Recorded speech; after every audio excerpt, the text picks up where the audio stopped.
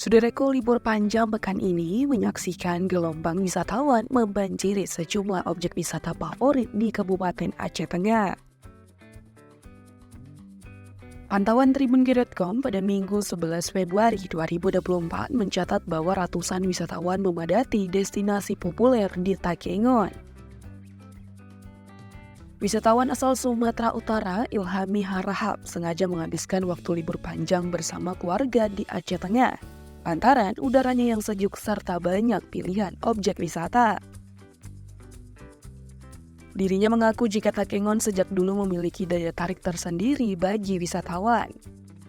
Di tempat terpisah, salah seorang wisatawan yang ditemui di lokasi Arung Jeram Luku Badak asal Tapak Tuan, Munawar, mengatakan ia baru pertama kalinya ke Aceh Tengah dan takjub dengan keindahannya.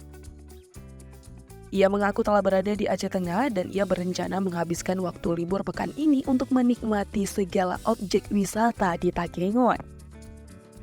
Sekedar informasi, pantauan Tribun.com ada 3 objek wisata yang saat ini tengah ramai dikunjungi. Di antaranya adalah Arung Jeram Luku Badak dan Cafe Kalatemu. Jika ingin ke lokasi, para wisatawan disarankan datang lebih awal untuk mencegah antrian panjang yang mungkin terjadi. Dari Aceh Tengah, Alga Mahate Ara, Tribun Gayo.